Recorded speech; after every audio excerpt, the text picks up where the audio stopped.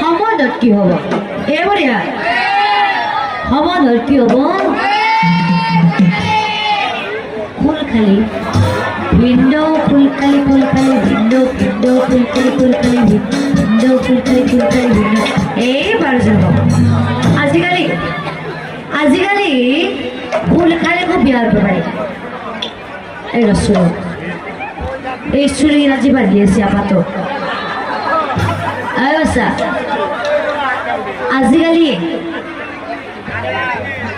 আজিকালি ফুল খালি খুব বিয়াত পারি না